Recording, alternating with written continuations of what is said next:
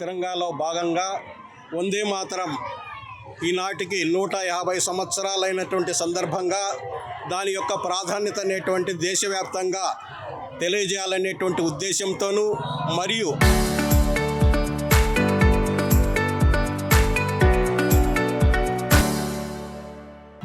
కేంద్ర ప్రభుత్వం రాష్ట్ర ప్రభుత్వాలకు ఇచ్చినటువంటి సూచనల ఆధారంగా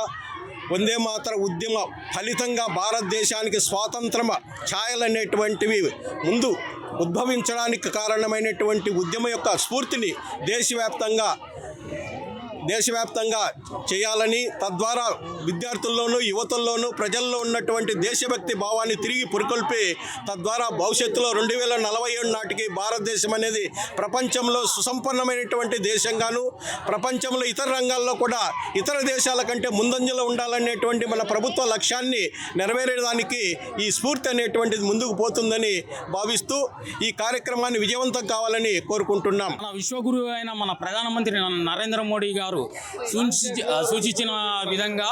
అలాగే మన రాష్ట్ర అధ్యక్షుడు పివిఎన్ మాధవ్ గారి ఆదేశాలతో, అలాగే మన జిల్లా అధ్యక్షుడు జంగిటి వెంకట సుబ్బారెడ్డి గారి ఆధ్వర్యంలో ఈరోజు నాకు జిల్లా కో కన్వీనర్గా హర్ఘర్ తిరంగా జిల్లా కో కన్వీనర్గా ఇవ్వడం జరిగింది. ఈరోజు హర్ఘర్ తిరంగా ర్యాలీ మనం మొదలుపెట్టడం జరిగింది. అలాగే దీంట్లో పెద్ద ఎత్తున పిల్లలు, పార్టీ శ్రేణులు, అలాగే భారతీయ జనతా పార్టీ రాష్ట్ర నాయకులు, అలాగే జిల్లా నాయకత్వము అందరూ వచ్చి ఇక్కడ హర్ఘర్ తిరంగా 4 రోడ్ల కూడలి మధ్యలో నుంచి స్టార్ట్ చేసి 4 రోడ్లు తిరిగేసి దాని తర్వాత మిఠాయిలు పంచుకొని ఈ విధంగా ప్రోగ్రాం చేయడం జరుగుతుంది. మన నరేంద్ర మోడీ గారు ఆంధ్రప్రదేశ్లో ఇది చాలా బాగా జరుగుతుందని చెప్పి మొన్న విమర్శించినట్టు పివిఎన్ మాధవ్ గారు కలిసినప్పుడు చెప్పడం జరిగిందంట.